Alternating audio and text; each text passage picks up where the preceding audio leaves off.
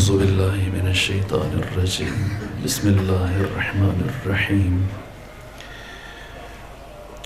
الحمد لله رب العالمين بارئ الخلائق أجمعين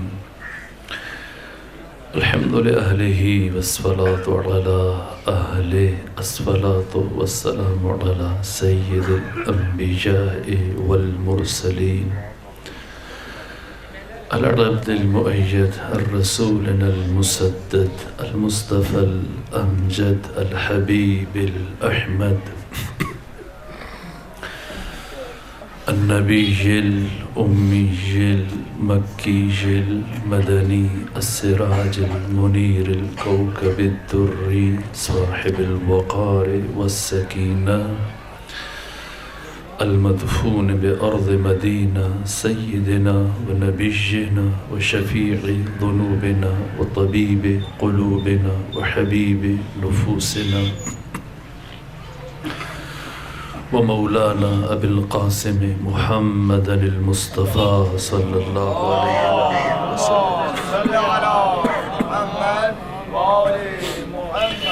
وأهل بيته الأطيبين الأطهرين الأنجبين المعصومين المظلومين ورحمة الله على أحبابهم وأصحابهم وشيعتهم ومحبيهم ومواليهم أجمعين ولعنة الله على أعدائهم ومنكري فضائلهم وغاصبي حقوقهم من يوم عداوتهم إلى الآن ومن الآن إلى قيام يوم الدين وبعد يوم الدين أما بعد فقد قال حق سبحانه في القرآن بسم الله الرحمن الرحيم إنا أعطيناك الكوثر فصل لربك وانحر إن شأنك هو الأبتر صلوات بيجي خاندان فاطمة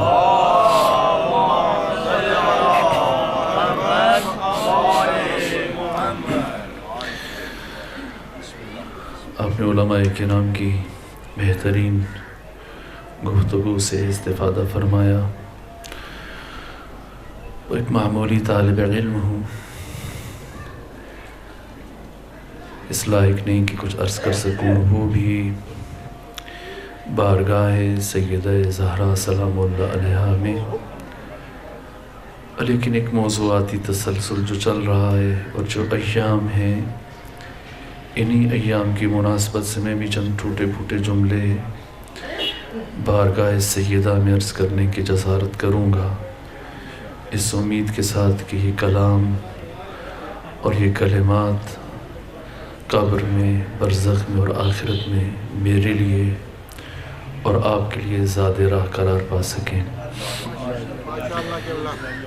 وجود مبارک پیغمبر گرامی اسلام کے 2 بیٹوں کی مسلسل وفات کے بعد جب تیسرے بیٹے کی وفات ہوئی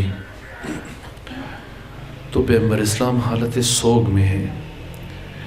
کائنات کے حساس ترین انسان ہیں، غمگین ہیں، دکھی ہیں، آنکھوں میں آنسو ہیں، اور اسی کیفیت میں حضرت نے پورا دن گھر کے اندر گزار دیا.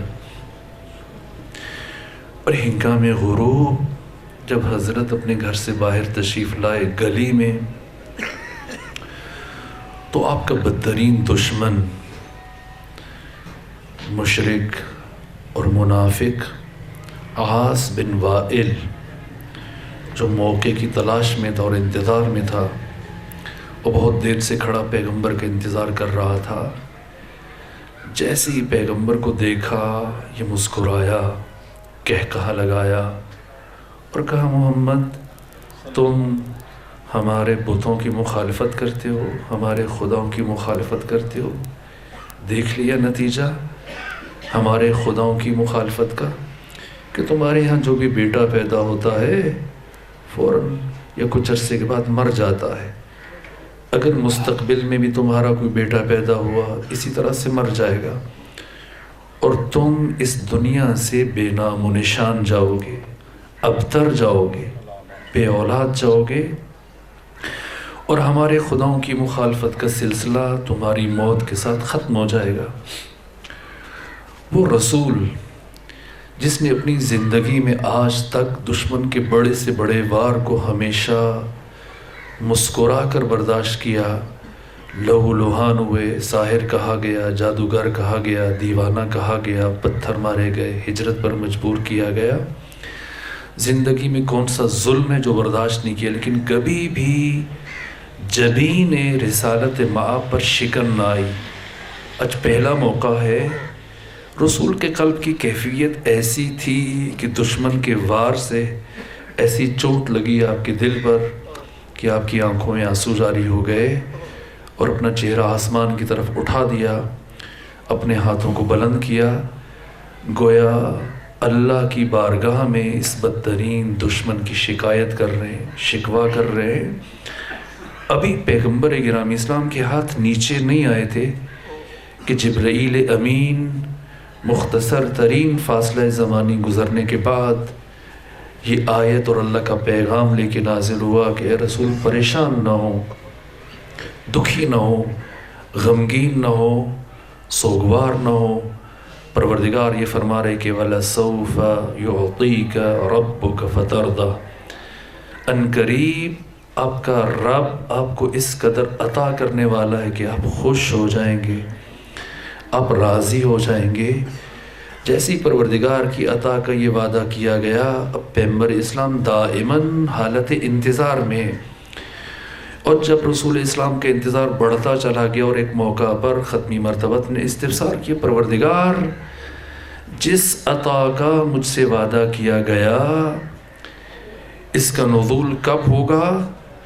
تو پروردگار نے فرمایا اے میرے محبوب، میری یہ عطا کبھی تجھ تک نہیں پہنچے گی، بلکہ اسے لینے کے لیے تجھے میرے پاس آنا پڑے گا۔ یہ قرآن مجید کی آیات نہیں ہیں جو تیرا تعقب کریں کہ آپ سفر میں ہو تو سفر میں نازل ہو جائے، حضر میں ہو تو حضر میں نازل ہو جائے، دیس میں ہو تو دیس میں آئے، پردیس میں ہو تو پردیس میں آ جائے۔ نہ، میری اس عطا کو لینے کے لیے آپ کو میرے پاس آنا پڑے گا۔ آئیے مل کر یہ سوچتے ہیں، غور کرتے ہیں کہ آخر فلسفہ معراج کیا ہے؟ وہ کون سی ایسی بات ہے جو اللہ اپنے محبوب سے اس روئے زمین پر نہیں کہہ سکتا؟ اور وہ کون سی ایسی امانت ہے جو پروردگار اپنے محبوب کو اس دنیا میں نہیں بھیج سکتا؟ کس لیے بلایا ہے؟ کیا ہے فلسفہ معراج؟ یہ میرا موضوع نہیں ہے، لیکن بس ایک جملہ عرض کروں، اور وہ جملہ میرا نہیں ہے، خود سیدہ زہرا اپنی تخلیق کے راز سے پردہ اٹھاتے ہوئے فرماتی ہیں کہ ان اللہ تعالی خلق نوری، پروردگار نے میرے نور کو خلق فرمایا، وکان یسبح اللہ تعالی سبحانہ، جس کے بعد میرا نور حق تعالی کی تسبیح میں اور عبادت میں مصروف ہو گیا۔ ثم استودع نوری فی شجر من اشجار الجنہ، پھر پروردگار نے میرے نور کو جنت کے درختوں میں سے ایک درخت میں منتقل کر دیا۔ فاضاءت، تو وہ درخت روشن ہو گیا، جگمگا اٹھا، نورانی ہو گیا۔ وَإِذَا دَخَلَ أَبِي مُحَمَّدْ لَيْلَةَ الْمِعْرَاجِ فِي الْجَنَّةِ، اور جب شب معراج میرے والد بزرگوار جنت میں داخل ہوئے، الہمہ اللہ الیہ الہاماً، تو اللہ نے میرے بابا کے دل پر یہ الہام کیا، کیا؟ یا ایہا الرسول کل من تلک الشجرہ، اے رسول اس درخت سے کھا لیجئے۔ فَأَكَلَ أَبِي، تو اس طرح سے میرے والد بزرگوار نے اس درخت سے کھا لیا۔ یہ سوچتے ہیں، یہی آدم و حوا کتنا عرصہ رہے جنت میں؟ پروردگار نے کیا فرمایا کہ جو جی چاہتا ہے کھائیے، جو جی چاہتا ہے پئیں، جہاں جی چاہتا ہے جائیں، لیکن خبردار لا تقربا هذه الشجرہ، کبھی اس درخت کے قریب نہ جائیے گا۔ کیوں؟ اللہ بخیل ہے؟ جب اللہ نے جنت کی ساری نعمتوں کو آدم و حوا پر حلال قرار دیا، مباح قرار دیا، تو درخت کے قریب جانے سے کیوں منع کیا؟ اور کیوں پیغمبر کو بلایا جا رہا ہے اس لیے کہ یہ درخت آدم کے لیے نہیں ہے، یہ درخت خاتم کے لیے ہے۔ کیوں آدم کے لیے نہیں ہے؟ کیوں خاتم کے لیے ہے؟ اس لیے کہ غیرت الہیہ نے یہ گوارا نہ فرمایا کہ پروردگار نور فاطمۃ الزہرا کو کسی نبی کے صلب سے گزار کر دنیا میں لائے۔ نور مصطفیٰ کیسے پہنچا اس کائنات میں؟ انبیاء کے اسلاف سے ہوتا ہوا آخری مرحلے میں صلب حضرت عبداللہ میں منتقل اور وہاں سے دنیا میں آئے، اور نور مرتضیٰ اسی طرح سے یہ نور سفر کرتا ہوا آخری مرحلہ میں صلب ابو طالب عمران تک پہنچا اور وہاں سے دنیا میں آئے۔ لیکن نور فاطمہ، کیا پروردگار نے نور فاطمہ کو کسی نبی کے صلب سے گزارا؟ نہ، خود سیدہ فرما رہی کہ ان اللہ تعالی خلق نوری، اللہ نے میرے نور کو خلق کیا، وکان یسبح اللہ تعالی سبحانہ، جس کے بعد میرا نور اللہ کی بندگی میں، اللہ کی عبادت میں، اللہ کی تسبیح میں مشغول ہو گیا۔ کب خلق ہوا؟ کتنا عرصہ اللہ کی بندگی میں اور راز و نیاز میں مصروف رہا نہیں معلوم۔ ثم استودع نوری فی شجر من اشجار الجنہ، پھر اللہ نے جنت کے درختوں میں سے ایک درخت میں میرے نور کو منتقل کیا، جس کے نتیجے میں فاضاءت، تو وہ درخت نورانی ہو گیا۔ وَإِذَا دَخَلَ أَبِي مُحَمَّدْ لَيْلَةَ الْمِعْرَاجِ فِي الْجَنَّةِ، جب شب معراج میرے والد بزرگوار جنت میں داخل ہوئے، الہمہ اللہ الیہ الہاماً، تو اللہ نے میرے بابا کے دل پر یہ الہام کیا، یا ایھا الرسول کل من تلک الشجرہ، اے رسول اس درخت سے کھا لیجئے۔ فَأَكَلَ أَبِي، تو میرے والد نے اس درخت سے کھا لیا۔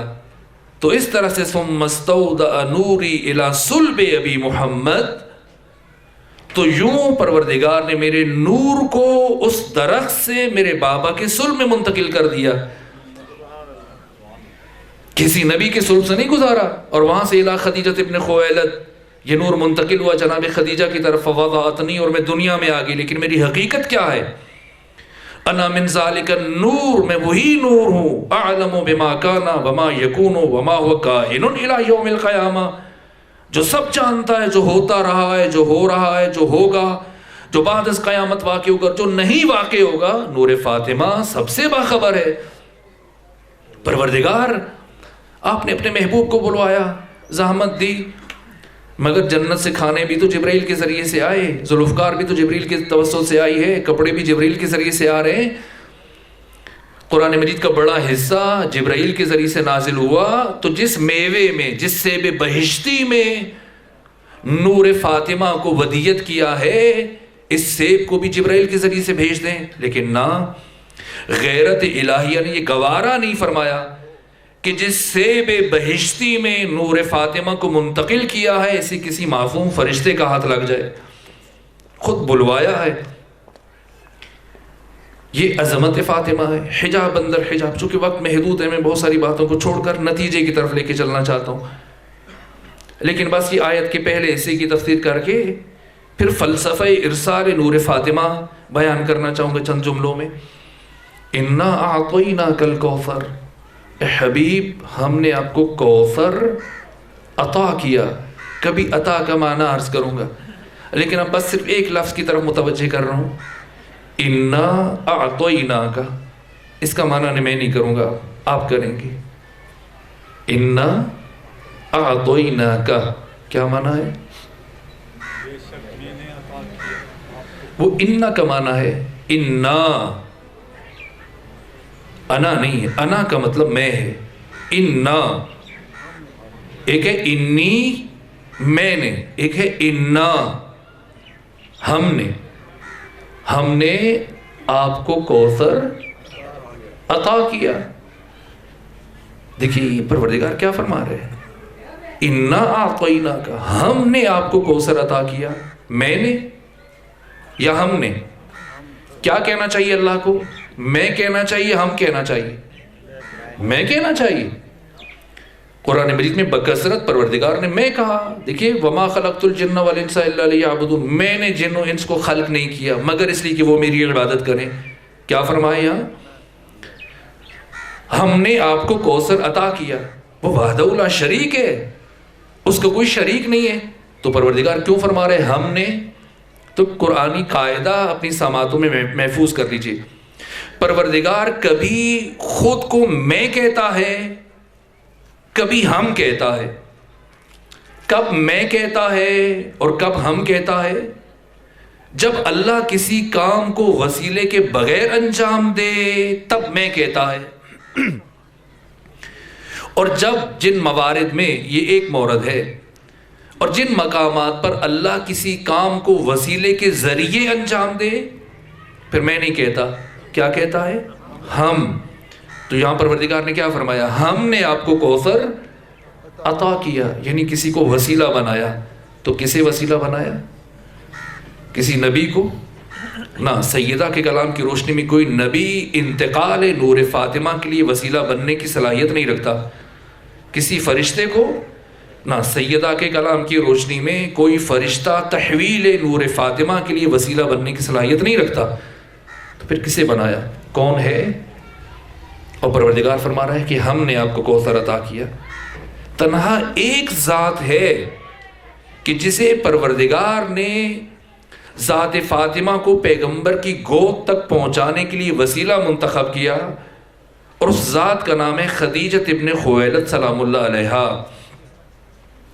ایک باشعور ذہن میں جو سوال اٹھتا ہے کہ جب کسی نبی میں اتنی صلاحیت نہیں ہے کہ وہ انتقال نور فاطمہ تو زہرا کے لیے وسیلہ بننے کی صلاحیت رکھے، کسی فرشتے میں اتنی صلاحیت نہیں کہ وہ تحویل نور فاطمہ کے لیے وسیلہ بن سکے، تو پھر اس بی بی میں ایسی کون سی خصوصیت ہے کہ جس کی بنا پر اللہ نے اسے وسیلہ بنایا ہے؟ تو اب وقت کم ہے، میں کسی تفصیلی بات میں نہیں جاؤں گا. صرف نام سے ہی واضح ہو جائے گا کہ پروردگار نے اس بی بی کو کیوں وسیلہ بنایا. خدیج یا خدیجہ لغت میں اس بچے کو کہتے ہیں، اس جنین کو. اگر بچہ ہے تو خدیج، بچی ہے تو خدیجہ. جس نے اپنی ماں کے بطن میں 4 مہینے مکمل کیے ہوں اور اس سے پہلے کہ 5واں مہینہ شروع ہو وہ بچہ دنیا میں آ جائے، اسے خدیج کہتے ہیں یا خدیجہ کہتے ہیں. جناب خدیجہ کا نام خدیجہ کیوں رکھا گیا؟ اس لیے کہ یہ بی بی اپنی ماں کے بطن میں 4 مہینے رہی اور اس کے بعد دنیا میں آئی. کیوں پروردگار نے اس بی بی کو دنیا میں بھیج دیا؟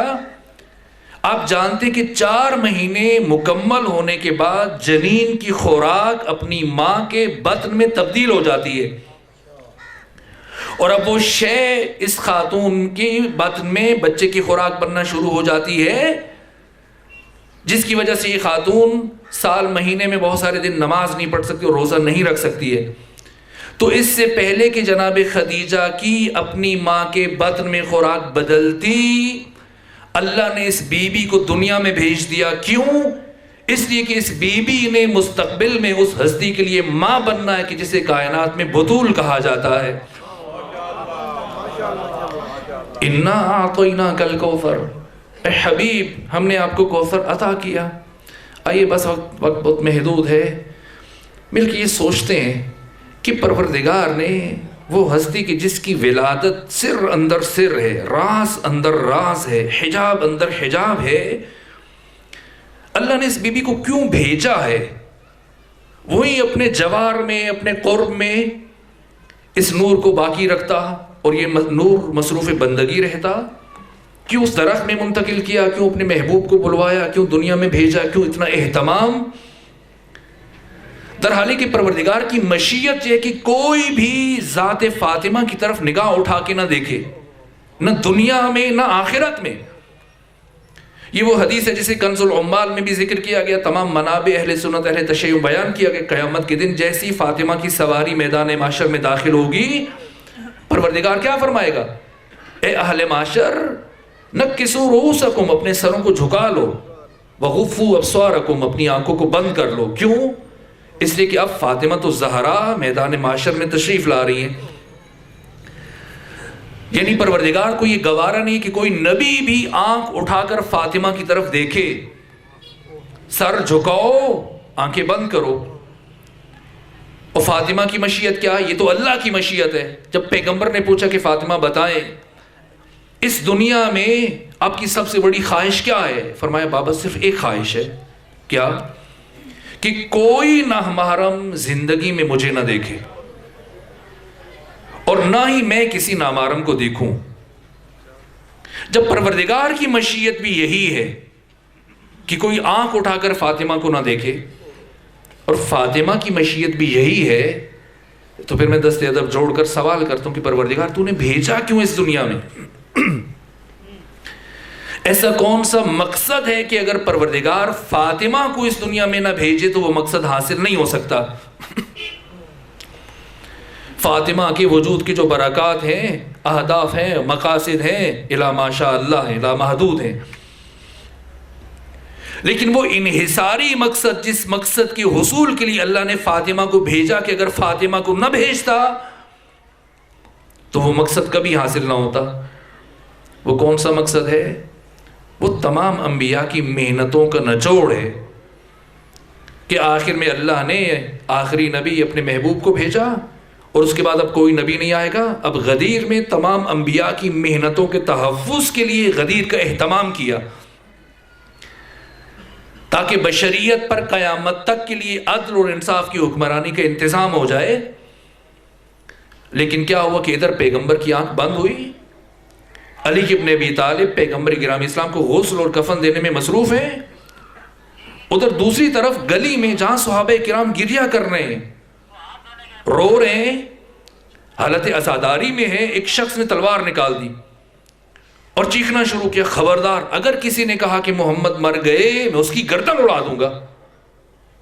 ایک جوان صحابی جس کا نام ہے عمر ابن زائدہ، یہ آگے بڑھا، اس نے قرآن کی آیت پڑھی کہ اگر اللہ اپنے رسول کو آسمان پہ اٹھا لے یا وہ دنیا سے چلے جائیں تو کیا تم الٹے پاؤں کفر کی طرف چل پڑو گے؟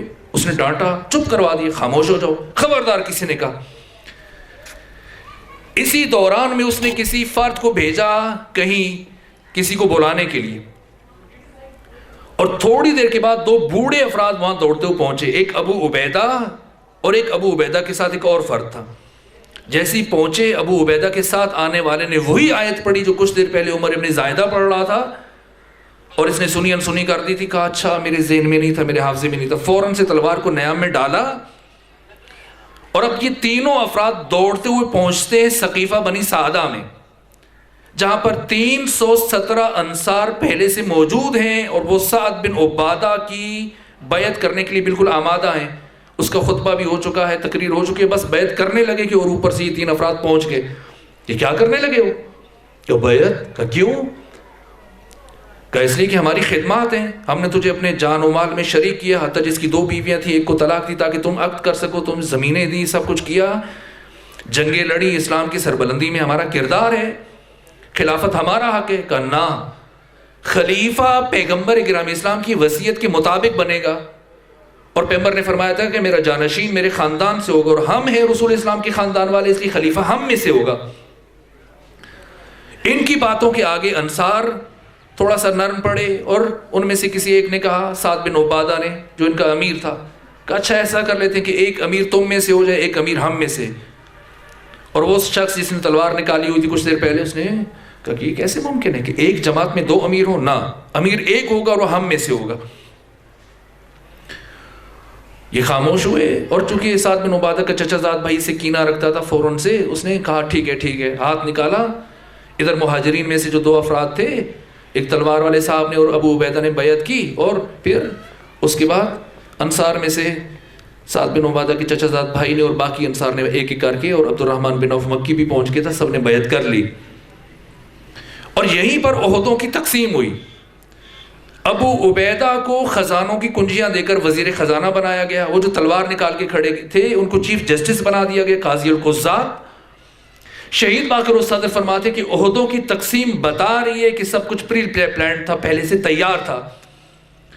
یہاں سے سب انصار مجبور ہوئے بیعت کی، اور یہ نکلے جیسے ہی اب راستے میں جو بھی آ رہا ہے اسے پکڑ کے ہاتھ رکھ رہے ہیں کہ یہ خلیفہ ہیں، ان کی بیعت ہو چکی ہے، آپ بھی بیعت کیجئے۔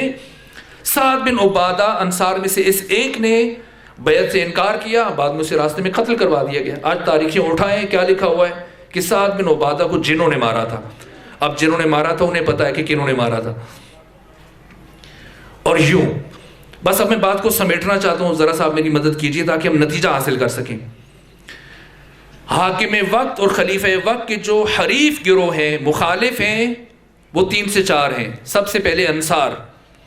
لیکن انصار قریش کی وقتی منطق کے آگے سرنگوں ہو گئے, خاموش ہو گئے, اب نہیں بول سکتے چونکہ بیعت کر لی.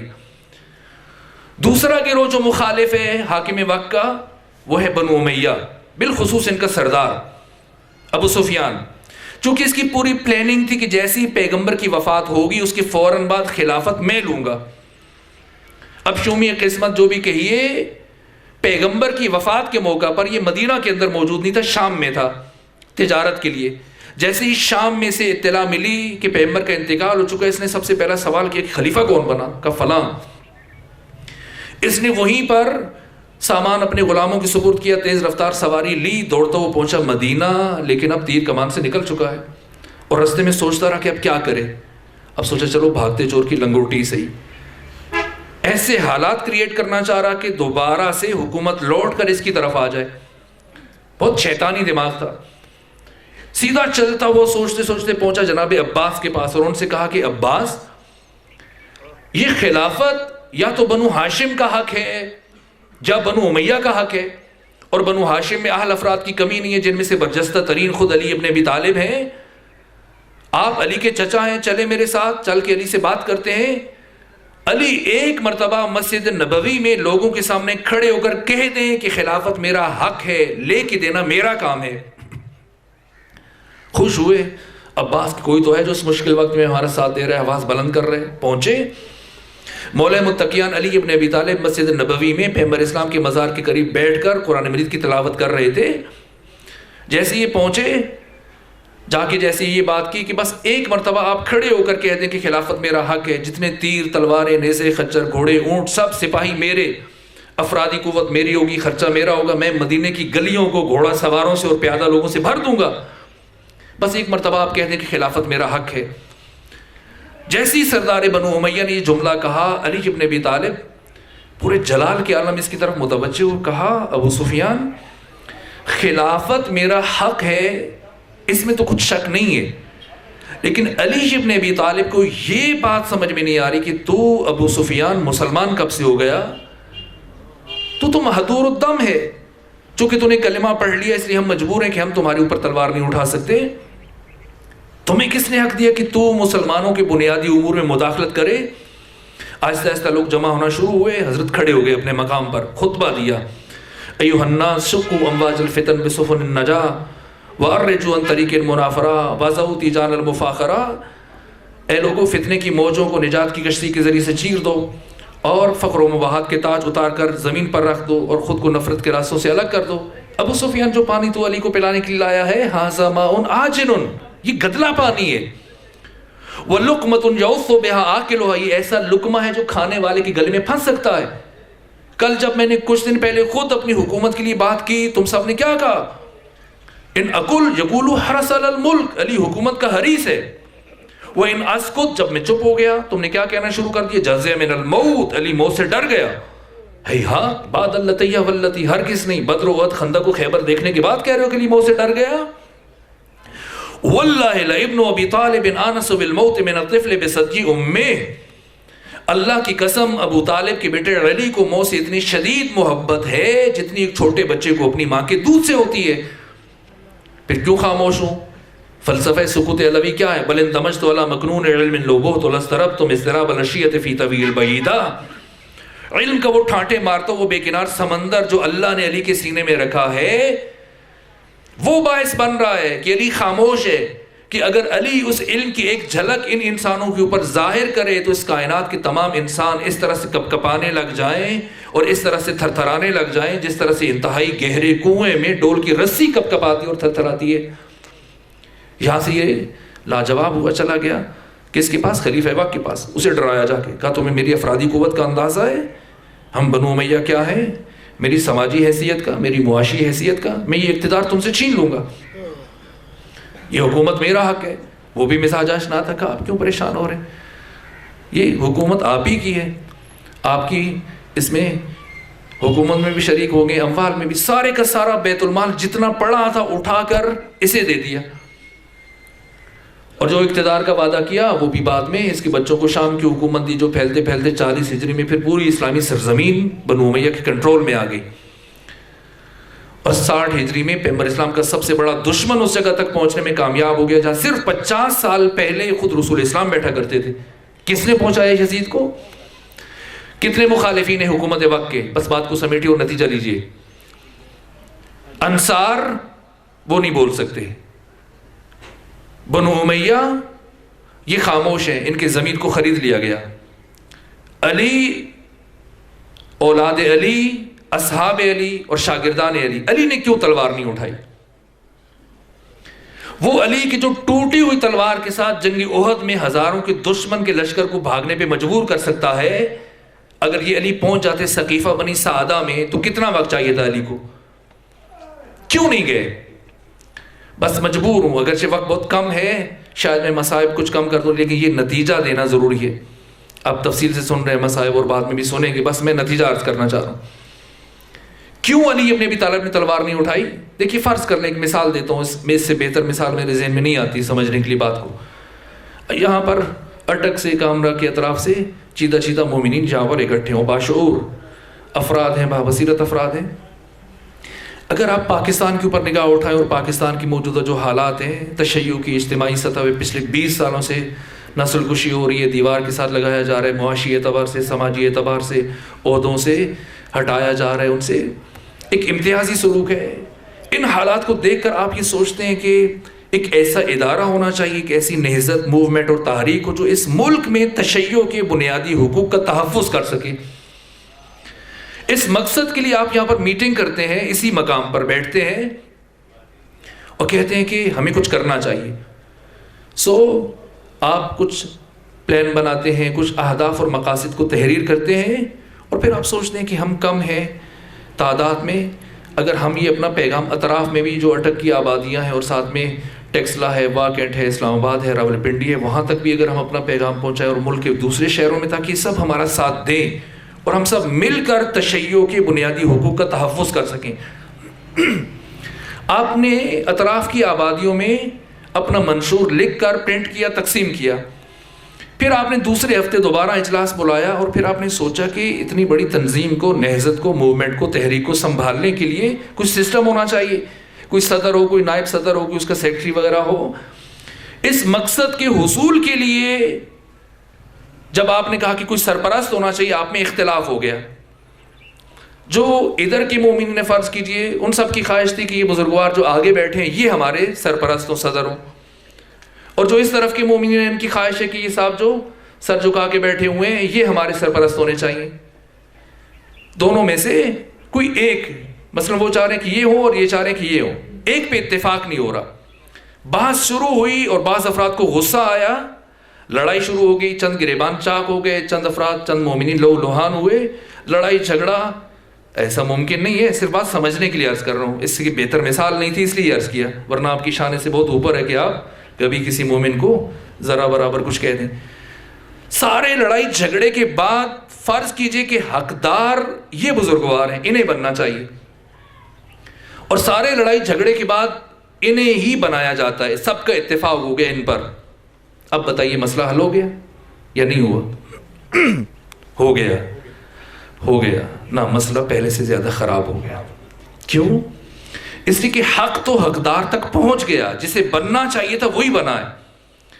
لیکن جیسے ہی یہاں سیدن یا جو بھی نام ہے اس جگہ کا, اس مقام کی کاروائی اطراف کی آبادیوں میں پہنچے گی, واکینٹ میں, ٹیکسلا میں, پنڈی میں, اسلام آباد میں, اٹک شہر میں, اور وہ مومنین کے جو آپ کا منشور پڑھ کے آپ کے مقاصد سے آشنا ہو رہے ہیں کہ ہم یہ کرنا چاہتے ہیں, یہ کرنا چاہتے ہیں, بتائیے سب سے پہلا کام کیا کریں گے؟ اس منشور کو پھاڑ کے پھینک دیں گے کہ انہیں ملت کے حقوق سے, مسائل سے کوئی غرض نہیں ہے, یہ تو سیکٹریشپ کی جنگ ہے, یہ تو صدارت کی جنگ ہے, وزارت کی جنگ ہے. اگر میں مثال پہنچا سکا تو آئیے مدینے میں, سارے کا سارا اسلام مدینے کے اندر محدود ہے, اور پیغمبر اسلام نے اطراف کی آبادیوں میں اسلام کی دعوت کے خطوط لکھے, پیغام بھیجے کہ دنیا اور آخرت میں تمہاری نجات کا ضامن ہے یہ دین. اور اطراف کے افراد, شہروں کے دیہاتوں کے بسنے والے اب اسلام سے آشنا ہو رہے ہیں, اسلام کے اہداف سے اور مقاصد سے. ان حالات میں اگر علی ابن ابی طالب پیغمبر کا غسل و کفن چھوڑ کر اپنے ہاتھ میں ذوالفقار لے کر سقیفہ بنی سعدہ میں پہنچ جائیں اور تلوار کے زور پر خلافت حاصل کرنے میں کامیاب ہو جائیں اور حق حقدار کو مل جائے، لیکن جیسے ہی مدینے کے اندر کی خبر اطراف کی آبادیوں پہنچے گی تو بتائیں سب سے پہلا کام کیا کریں گے؟ وہ قرآن کے آیات اور صورتوں کو پھاڑ کے پھینک دیں گے کہ یہ تو کوئی الہی دین نہیں ہے، ان کو تو ہماری دنیا اور آخرت سے کوئی سروکار نہیں، یہ تو خلافت کی جنگ ہے، عہدے کی جنگ ہے، کرسی کی جنگ ہے۔ بات جہاں سے شروع ہوئی تھی وہیں پر ختم ہو جائے گی۔ اسلام کی تبلیغ ہمیشہ کے لیے رک جاتی۔ علی امام ہے اور امام کا پہلا فریضہ دین کا تحفظ ہے۔ اگر دین کو تلوار سے نیام سے نکال کے دین بچتا ہے تو تلوار چلے گی، لیکن اگر نیام میں رکھ کے بچتا ہے تو پھر زہرا جیسی زوجہ کے رخسار پہ تماچا لگ جائے، علی کے گلے میں رسی پڑ جائے، تلوار نہیں اٹھے گی۔ بہت مشکل مرحلہ تھا جب علی ابن ابی طالب کے گلے میں رسی ڈال کے لے کے جا رہے تھے۔ یہ منظر ابو ذر سے برداشت نہیں ہو سکا، فوراً سے ابو ذر نے تلوار نکالی اور علی نے اس حالت میں سلمان کی طرف دیکھا اور سلمان دوڑتے ہوئے گئے ابو ذر کی طرف، کہا کہ اگر فاتح خیبر صاحب ذوالفقار علی اگر وہ تلوار نہیں اٹھا رہے تو کیا تو علی سے بڑا شمشیر زن ہے؟ نہ علی تلوار اٹھا سکتے ہیں، نہ انصار بول سکتے ہیں، نہ مہاجرین بول سکتے ہیں، نہ علی کے اصحاب، نہ علی کے شاگرد، نہ علی کی اولاد۔ بتائیں وہ پیغام جسے پہنچانے کے لیے پروردگار نے اتنا اہتمام کیا غدیر پہ، قیامت تک انسانی قدروں کے اور دین کے تحفظ کے لیے غدیر کا اہتمام کیا، یہ پیغام ولایت اور نظام ولایت ہم تک کیسے پہنچے؟ کون پہنچائے؟ یہ پیغام اس خاموشی میں ہمیشہ کے لیے گم ہو جاتا اگر فاطمہ نہ ہوتی۔ اس ایک دن کے لیے پروردگار نے فاطمہ کو بھیجا۔ فتق کے لیے نہیں گئی تھی بی بی، کسی جوان کے ذہن میں غلط فہمی نہ رہے، یہ فتق کیا ہے؟ اگرچہ فتق کوئی چھوٹا سا باغ نہیں ہے، مدینے سے 80 کلومیٹر کے فاصلے پر بہت بڑے باغات کا مجموعہ ہے۔ جیسی قرآن مجید کی آیت نازل ہوئی کہ وَآتِ ذَا الْقُرْبَىٰ حَقَّهُ، پیغمبر نے جناب سیدہ کو دیا اور 4 سال 2 مہینے تک جناب سیدہ کے مزارے یہاں پر کام کرتے رہے۔ ابھی مجھ سے پہلے ایک عالم بزرگوار بیان کر رہے تھے کہ تسبیح دی ہے رسول اللہ نے۔ تسبیح کیوں دی؟ کنیز کیوں نہیں دی؟ فاطمہ تسبیح لینے کے لیے گئی تھی پیغمبر کے پاس یا کنیز لینے کے لیے گئی تھی؟ تو پھر پیغمبر نے کنیز کیوں نہیں دی؟ کیا فرمایا؟ فرمایا کہ میری اہل بیت میری پوری امت کے لیے اسوہ ہے اور نمونہ ہے۔ میں نہیں چاہتا کہ کوئی محروم فرد سوچ میں پڑ جائے کہ دیکھو رسول کی اہل بیت تو آرام کی زندگی گزار رہی، ہم مشکل میں ہیں۔ اے فاطمہ میں آپ کو ایسی چیز نہ دے دوں کہ جو دنیا و مافیا سے افضل و بہتر ہے، کہ جیسے اللہ کا رسول مناسب سمجھتا ہے۔ کنیز نہیں دی، تسبیح دیے۔ وہ رسول جو ایک کنیز نہیں دے رہا ہے، وہ رسول اتنے بڑے باغات کا مجموعہ کیوں دے رہا ہے اپنی بیٹی کو؟ سادہ بات نہیں ہے۔ اگر اللہ کا حکم ہے تو پروردگار کا حکم کیوں ہے؟ اس لیے کہ اللہ کی مرضی مزاج کے تابع نہیں ہے، مشیت پروردگار، علم پروردگار اور حکمت پروردگار کے تابع ہے۔ اللہ کے حکم سے کیا، لیکن کیوں؟ علی کی ولایت پر 2 دلیلیں ہیں، ایک غدیر ہے، ایک فدق ہے۔ کوئی بھی حکومت 2 چیزوں سے چلتی ہے، ایک افرادی قوت، ایک معیشت، اقتصاد، اکانومی۔ افرادی قوت کے حصول کے لیے اللہ کے حکم سے پیغمبر اسلام نے غدیر کا اہتمام کیا، اور علی کی حکومت کی معیشت کی بنیادوں کو مستحکم کرنے کے لیے فدق دیا ہے۔ فاطمہ کے لیے اور آپ کے بچوں کے لیے نہیں دیا گیا تھا، یہ امانت ہے فاطمہ کے پاس۔ 4 سال 2 مہینے فدق سیدہ کے پاس رہا، اس فدق کی ایک کھجور بھی سیدہ کے گھر میں نہیں آئی ہے۔ ساری آمدنی باہر سے فقراء، غرباء اور مساکین میں تقسیم ہو جاتی تھی۔ پیغمبر نے فدق کیوں دیا؟ سمجھ میں آتا ہے۔ حاکم نے کیوں چھینا؟ اس لیے کہ جتنا بیت المال پڑا تھا اٹھا کے سارے کا سارا سردار بنو امیہ کو دے دیا۔ اب مرتدین زکوٰۃ ہیں، یہ جو بھی ہیں، ان کے ساتھ جنگ کیسے کرے، لوگوں کو وظیفے کہاں سے دے، اور وظیفے نہیں دے گا تو شور اٹھے گا، حکومت ختم ہو جائے گی۔ سوائے فدق کے اب دشمن کو بھی کچھ نظر نہیں آ رہا تھا، اس لیے فدق کے اوپر ہاتھ صاف کیے۔ لیکن اساسی سوال، فاطمہ کیوں گئی؟ کیا سیدہ چند درختوں کے لیے گئی تھی؟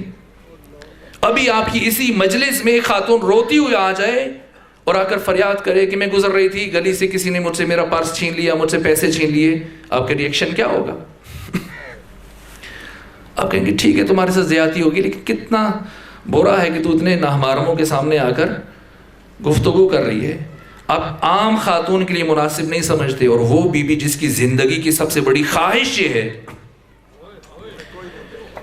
کہ کوئی نامحرم اس کی طرف نگاہ اٹھا کے نہ دیکھے. ایسی کون سی مجبوری تھی کہ فاطمہ بھرے دربار میں آ گئی؟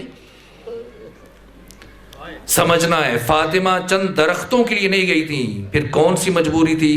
قیامت تک آنے والی نسلوں کو مومن بنانا، یہ فاطمہ کی مجبوری تھی. پیغام ولایت اور تمام انبیاء کی محنت کو بچانا، یہ فاطمہ کی مجبوری تھی، اس لیے بھرے گھر سے باہر آ گئی. وہ دروازہ جو مسجد میں کھلتا تھا ابھی تک وہ دروازہ بند نہیں ہوا تھا. اگر سیدہ فاطمہ ایک قدم باہر رکھے مسجد میں پہنچے، لیکن نہ، فاطمہ آج اس دروازے سے نہیں گئی ہیں، بلکہ وہ دروازہ جو گلی میں کھلتا ہے اور کافی وقت طے کرنے کے بعد مرکزی دروازے سے مسجد میں کھلتا تھا، جاتا تھا، سیدہ اس دروازے سے آ رہی. کیوں؟ وہ بی بی جو کبھی نہیں چاہتی تھی کہ کوئی مجھے دیکھے، آج خود چاہ رہی کہ سب کو پتا چلے کہ نبی زادی زندگی میں پہلی مرتبہ گھر سے دربار کی طرف جا رہی ہیں. کتنے بیٹے ہیں؟ 2، حسن اور حسین. 1 سال کا فرق ہے. یا دونوں کو ساتھ لے جائیں یا دونوں کو گھر میں چھوڑیں. ایک کو گھر میں چھوڑا، ایک کو ساتھ لے کے گئیں. کیوں؟ حسن کو گھر میں چھوڑا، حسین کو ساتھ لے کے گئیں، تاکہ حاکم وقت کو یاد آ جائے وہ جو میرے بابا کی مسند پہ بیٹھا ہے کہ جس حسین کے آنے پر اور گرنے پر حضور منبر چھوڑ دیتے تھے، اس حسین کے آنے پر جب وارث حدیث اپنے حدیث کے بیان سے دستبردار ہوتا تھا، اب یہ خلیفہ کسی جھوٹی حدیث کا سہارا لینے کی کوشش نہ کرے. اس لیے حسین کو ساتھ لے کے گئیں. کتنی بیٹیاں ہیں؟ 2، زینب، ام کلثوم. یا دونوں کو ساتھ لے کے جائیں یا دونوں کو گھر میں چھوڑ کے جائیں.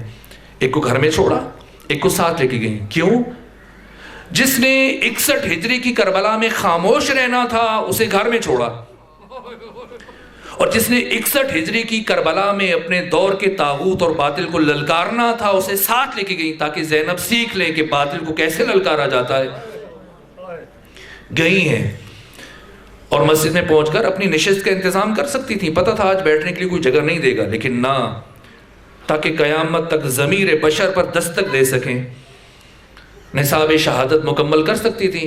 شہید باقر الصدر فرماتے ہیں بی بی کے پاس گواہ تھے، پیش کر سکتی تھی، لیکن نہ، مقصد فاطمہ کچھ اور ہے. دشمن کے چہرے سے نقاب کو الٹنا ہے، اور ایسے الٹا ہے نقاب کو فاطمہ نے کہ جب بی بی پہنچی تھی تو کہہ گئے تھے، لوگ ہنس رہے تھے، لیکن جب فاطمہ دربار سے واپس آ رہی تھی تو گریے کی آواز بلند ہو چکی تھی. اس طرح سے کھچا کھچ بھری ہوئی تھی مسجد نبوی. کیا انداز ہے فاطمہ کا. وقت ختم ہو رہا ہے. میں ایک بات عرض کروں گا اور گفتگو سمیٹ رہا ہوں. اب بی بی پلٹی ہیں، گھر نہیں واپس آئیں، ایک ایک دروازے پہ دستک دے رہی ہیں، آؤ باہر آؤ. کل غدیر میں جو اعلان سنا ہے رسول اللہ سے، گواہی دو، حق پامال ہو رہا ہے. کوئی باہر نہیں نکلا. یہاں سے بھی بی بی گھر نہیں گئی، چلتی ہوئی جناب حمزہ کی قبر پہ جا پہنچی ہیں. بہت گریہ کیا، کہے کاش آج آپ ہوتے تو حق یوں پامال نہ ہوتا. بی بی بیٹھی ہیں جناب حمزہ کی قبر پر. محبوب ابن لبیب اپنی بیوی کے ساتھ گزر رہا تھا. اس نے جب دیکھا کہ یہ نبی زادی بیٹھی ہیں قبر حمزہ پہ، بیوی کو بھیجا. خود جرت نہیں ہے. اب آپ دیکھتے ہیں بہت سارے افراد پتہ نہیں کس کس کے پاس، خواتین کے پاس کیسے کیسے مسئلے پوچھنے کے لیے پہنچ جاتے ہیں، لیکن نہ، اتنا جلال ہے سیدہ کا، جرت نہیں ہے کہ کوئی خود جائے. بیوی کو بھیجا، کہا جا کے پوچھو، میں نے سنا ہے کچھ دیر پہلے فاطمہ دربار گئی تھی علی کے حق کے لیے، جا کے پوچھو کیا خلافت واقعاً علی کا حق تھا. سیدہ نے فرمایا مگر کچھ شک ہے تمہیں. اس نے دوبارہ بیوی کو بھیجا کہ دلیل کیا ہے. سیدہ نے فرمایا انسیتم الغدیر، کیا تم نے غدیر کو فراموش کر دیا. اس نے پھر بھیجا کہ اگر خلافت علی کا حق ہے اور غدیر علی ابن ابی طالب کی خلافت کے اوپر دلیل ہے تو علی خود کیوں نہیں گئے تھے، آپ کیوں گئی تھی. ایک مرتبہ سیدہ کے چہرے پہ جلال آیا. کہا تم نے کیا پیغمبر اسلام سے یہ نہیں سنا تھا کہ علی ابن ابی طالب کی مثال اس امت میں مثل کعبہ ہے. کعبہ کبھی بھی لوگوں کا طواف نہیں کرتا، لوگوں پر واجب ہے کہ وہ کعبے کا طواف کریں. علی ایسا امام نہیں ہے کہ لوگوں کے پیچھے دوڑنا شروع کر دے کہ مجھے مانو، میں تمہارا خلیفہ ہوں، میں تمہارا حاکم ہوں. نہ، علی کو تمہاری ضرورت نہیں ہے، تمہیں علی کی ضرورت ہے.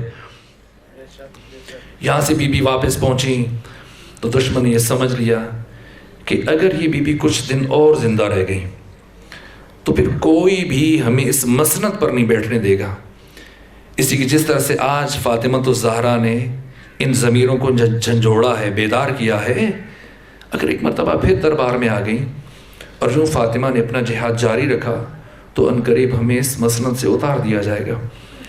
اس لیے دشمن نے یہ منصوبہ بنایا کہ اس شمع ہدایت کو ہمیشہ کے لیے گل کر دیا جائے اور اس چراغ ہدایت کو ہمیشہ کے لیے خاموش کر دیا جائے۔ چنانچہ 50 افراد کا یہ جتھا ہاتھوں میں لکڑیاں لیے ہوئے، تلواریں لیے ہوئے، ڈنڈے لیے ہوئے سیدہ کے گھر کی طرف بڑھا اور جا کر کسی نے دستک دی۔ دستک کا آواز اتنا عجیب تھا کہ آج سے پہلے کبھی کسی کو اس دروازے پر یوں دستک دینے کی جرت نہیں ہوئی تھی۔ علی اٹھے دروازہ کھولنے کے لیے، یا فاطمہ الزہرا نے دست ادب جوڑ دی، کہا آقا آپ میرے امام ہیں، آپ شوہر ہیں، آپ مفترض الطاعہ ہیں، آپ کی اطاعت مجھ پر واجب ہے، لیکن علی آپ نے اپنی زندگی میں بڑی بڑی جنگیں لڑی ہیں، خیبر کو فتح کیا، خندق کو فتح کیا، آج اجازت دیں کہ مدینے کا محاذ آپ کی کنیز فاطمہ الزہرا طے کرے۔ فرمایا جیسے نبی زادی مناسب سمجھتی ہیں۔ اب سیدہ خود بڑھی دروازے کی طرف کہ خبر ہے یہ کون سا دروازہ ہے؟ یہاں تو رسول اللہ بہت دیر تک کھڑے ہو کر قرآن مجید کی آیات کی تلاوت کرتے تھے، درود و سلام پڑھتے تھے۔ کہ جب ہوتا تھا سو ہوتا رہا، علی کو باہر بھیجیں ورنہ ہم اس دروازے کو آگ لگا دیں گے۔ کہ کیا نبی زادی کے دروازے کو آگ لگاؤ گے؟ کہاں آگ لگائیں گے اور پرواہ نہیں کریں گے۔ بس میرے عزیزو، کسی کے اشارے سے کنفذ آگے بڑھا اور اس نے دروازے فاطمہ کو آگ لگا دی، دروازہ جلنے لگا۔ لیکن یہ شخص غصے میں اتنا بپھرا ہوا تھا کہ اس نے دروازہ جلنے کا انتظار نہیں کیا، بلکہ جلتے ہوئے دروازے کو ٹھوکریں مارنا شروع کر دیں، اور تھوڑی دیر کے بعد یہ جلتا ہوا دروازہ گرا۔ کیا یہ دروازہ زمین پر گرا؟ نہیں میرے عزیزو، امام زمانہ زیارت ناہیہ میں فرماتے ہیں کہ میں اس لمحے کو کبھی نہیں بھلا سکتا جب میری جدہ طاہرہ فاطمہ الزہرا جلتے ہوئے دروازے اور دیوار کے درمیان تھی اور دروازے کی کیل میری جدہ طاہرہ کے جسد اطہر میں پیوست ہو گئی تھی۔ بس دروازہ گرا اور فاطمہ کی آواز بلند ہوئی، فضہ میری طرف بڑھو کہ میرا محسن شہید ہو گیا۔ اور ان 50 میں سے 11 افراد علی ابن ابی طالب کے بیت الشرف میں داخل ہوئے اور ایک شقی نے علی کے گلے میں رسی ڈالی، پتہ ہے کہ آج فاتح خیبر تلوار نہیں اٹھائے گا، رسی ڈالی اور علی کو گھر سے مسجد کی طرف لے کے گئے۔ علی کو گھر سے مسجد کیسے لے کے گئے؟ بس 2 جملے عرض کروں گا۔ کیا علی کو گھر سے مسجد اس طرح سے لے کے گئے جس طرح سے 61 ہجری میں علی کی شیر دل بیٹی ثانیہ زہرا کو کربلا سے کوفہ اور کوفہ سے شام لے کے گئے؟ نہ میرے عزیزو، اتنی بے ادبی سے لے کے گئے علی کو کہ فاطمہ الزہرا اپنے پہلو کا درد بھول گئیں کہ اتنی بے ادبی سے ولی خدا کو نہیں لے جانے دوں گی۔ بس بی بی نے اپنا ہاتھ علی کے دامن میں ڈال دیا۔ ایک جملہ سن لیجئے، اس سارے واقعے میں وہ پہلا شخص مدینے کے اندر موجود نہیں تھا۔ جب وہ واپس آیا دوسرے سے ملا، کہا میں نے سنا ہے کہ تو نے نبی زادی کے دروازے کو آگ لگائی۔ کہا میں نے آگ لگائی۔ کہا میں نے سنا ہے کہ نبی زادی نے بڑی مقاومت دکھائی۔ ہاں بڑی مقاومت دکھائی۔ کہا میں نے سنا ہے کہ نبی زادی علی کا دامن نہیں چھوڑ رہی تھی۔ کہ نہیں چھوڑ رہی تھی۔